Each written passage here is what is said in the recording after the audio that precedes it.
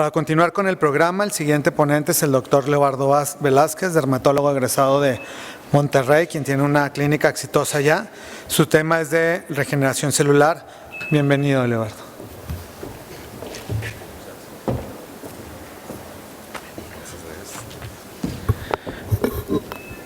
Muy buenas tardes.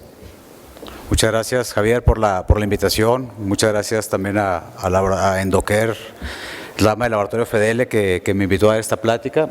Y gracias por todo el comité organizador, para la doctora Hurtado, para poder dar esta plática. No sé si gusten pasarme la primera, por favor. Muy bien. Perdón, vamos a hablar de la regeneración celular, pero con la tecnología bioreparadora de la secreción del Cryptomphalus aspersas. Ahorita vamos a ver qué es este famoso Cryptomphalus aspersas. Lo del conflicto de intereses ya lo mencioné, entonces voy a ahorrarme.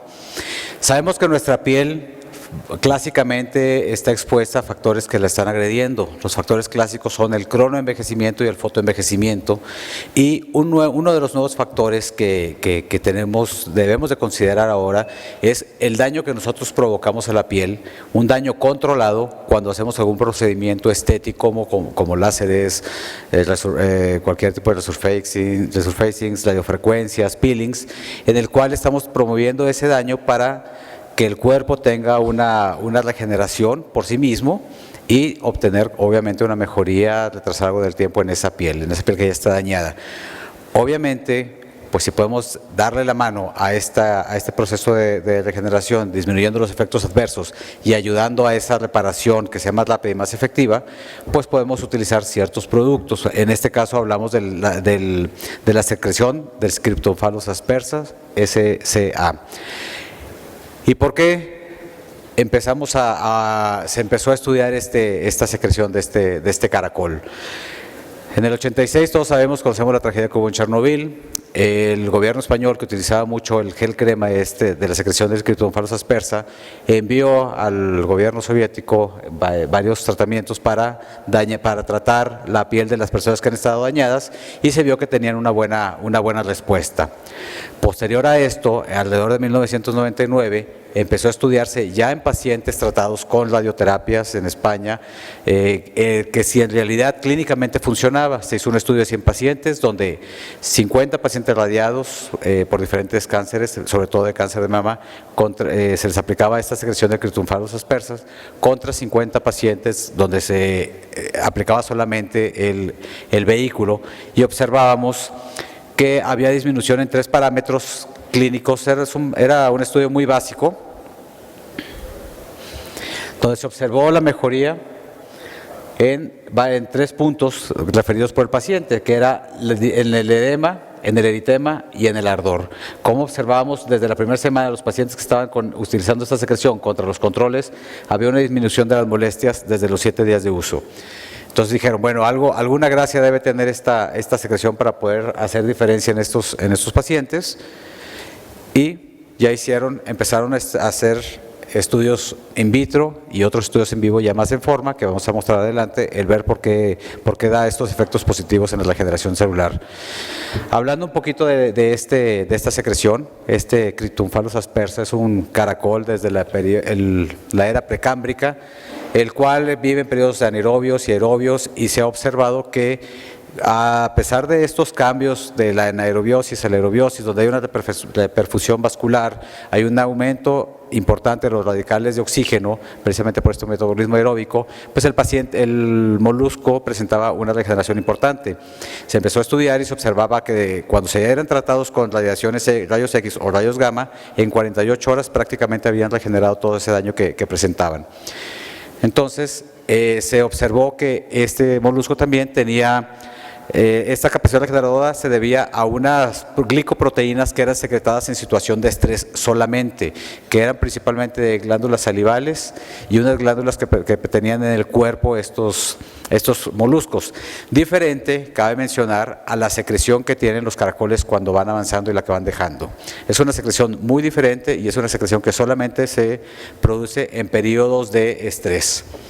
Entonces, empezaron a someter a este molusco a situaciones de estrés para tomar esa secreción, depurarla por diferentes técnicas. Allá esta técnica está patentada, que pues, lamentablemente no alcanza a verse no alcanzan a observarse los títulos de las diapositivas ahorita, pero aquí está el número de patente en Estados Unidos de la obtención de esta secreción con este molusco. Entonces, importante mencionar para todos aquellos que nos interesan los animales, este caracol cuando es utilizado no se aplasta, no se machuca, no se come, no se hierve, nada, ¿verdad? Se somete a un estrés que es girar sobre unas superficies de una forma crepitatoria, es hacia los lados y hacia arriba, y está estudiado esta forma de estrés, dando más o menos el mismo movimiento helicoidal que tiene su concha para no causar daño a este molusco. Se utiliza su secreción, se va a un spa, a un cultiverio, a un spa de caracoles, lo mantienen y después lo vuelven a poner en estrés. Entonces todo también tiene trabajo este caracolito, y se ha observado que en promedio estos caracoles que viven bajo este sistema viven más que los caracoles en la naturaleza. Entonces es una buena vida para estos caracoles. ¿Qué es lo que va a presentar? Aquí tenemos las secreciones más importantes o los componentes, factores de crecimiento de fibroblastos, hemocistina, ácido hialurónico, calcio y otra serie de enzimas antioxidantes como la superóxido dismutasa, las cuales al depurarlas la sustancia van a observarse en cantidades importantes. ¿Qué es lo que le da este efecto? ¿Cómo se estudió si realmente funcionaba esto? Una prueba de ABTS donde en un medio se expuso, ese ABTS se formó o se pasó a su forma catiónica, que es una radical libre, y se observó qué tanto iba a absorber la secreción del caracol la cantidad de radicales libres, comparado con unas sustancias análogas de la vitamina E, con otra sustancia que es la quercetina, la cual es un control positivo de antirradicales que se utiliza normalmente en laboratorio, y la secreción del Cryptomphalus aspersa. Entonces observamos aquí, donde no hay ningún componente, la cantidad de radicales libres, cuando hay el análogo de la vitamina E, cuando hay el control positivo, y la cantidad de radicales libres que se presenta con la aplicación de esta secreción de este caracol. Entonces desde estudios in vitro se observaron que ya había un efecto positivo. También efecto enzimático o antioxidante por la superóxido dismutasa, que va a disminuir la presencia del anión superóxido, que ya todos sabemos que es uno de los radicales libres más importantes en los daños de la membrana celular, y la gamma-glutamiltransferasa, la glutatión transferasa, lo cual va a estar también teniendo un efecto indirecto como antioxidantes. Ahora, ya lo hicieron in vitro. Ahora, ¿qué pasa in vitro con las células? Se hicieron unos estudios en pacientes vivos donde tomaron biopsias y se separaron a los fibroblastos en medios de cultivo, donde se separaron en fibroblastos jóvenes, que eran los que tenían menos de 5 días o tardaban menos de 5 días en confluir, contra fibroblastos senescentes o antiguos que tardaban de 15 días, alrededor de 15 días para confluir, y observaron qué sucedía cuando exponían estos fibroblastos en el medio de cultivo a la secreción de este Cryptomphalus aspersa. Entonces observaron también las fibras de actina y de los filamentos intermedios, tanto en fibroblastos jóvenes y antiguos, cómo se comportaban, y observaron que con una dosis de 100 microgramos por mililitro en medio de cultivo, los fibroblastos jóvenes se multiplicaban o proliferaban hasta un 600% más que en un medio de control negativo, y los fibroblastos senescentes que todos tenemos empezaron a multiplicarse un 250% arriba de los promedios. Entonces ahí observaron en un medio de cultivo que también tenía un efecto importante, así como morfológicamente observaban que los fibroblastos senescentes comenzaban a obtener características más similares a los fibroblastos jóvenes que a los fibroblastos antiguos. O sea, iban cambiando desde el tercer día de exposición a esta sustancia. Morfológicamente también en los medios de cultivo observaban mejor organización de los fibroblastos. Aquí tenemos el control contra los tratados con esta secreción. Y por técnicas de inmunohistoquímica también vieron qué pasaba con las moléculas de cadherina o de las bimectinas, que son de moléculas de adhesión entre las células. Observan que había una mejoría importante en todas ellas.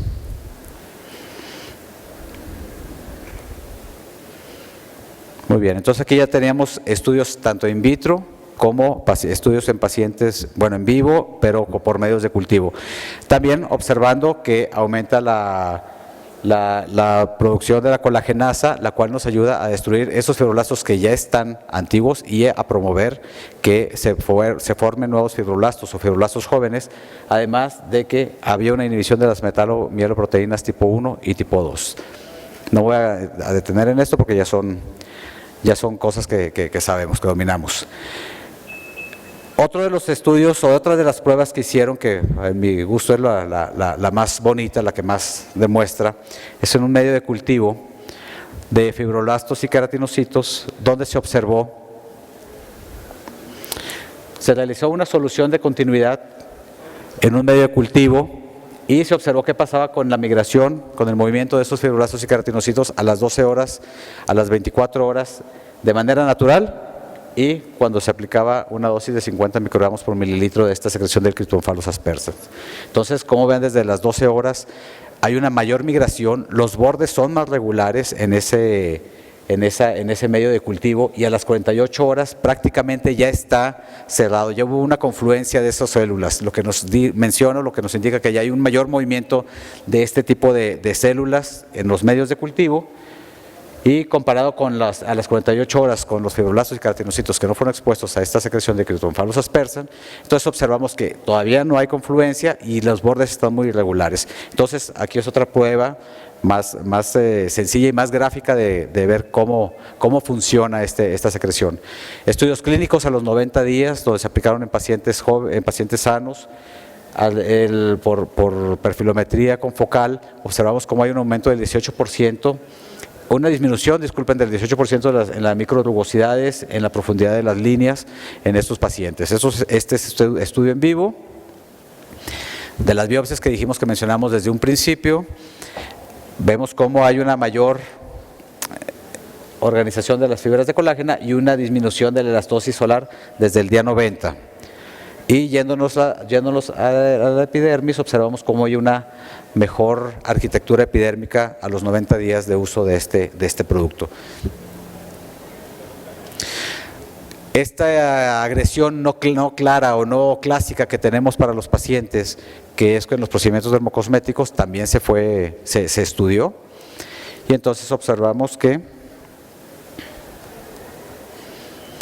cuando hacemos estos procedimientos tenemos fases de reparación tisular que ya conocemos, la fase inflamatoria, la fase proliferativa y la fase de maduración, donde debido a los componentes de esta secreción vamos a tener un aumento en los fibroblastos, vamos a tener un aumento en el efecto antioxidante con una disminución de radicales libres, con una pronta recuperación.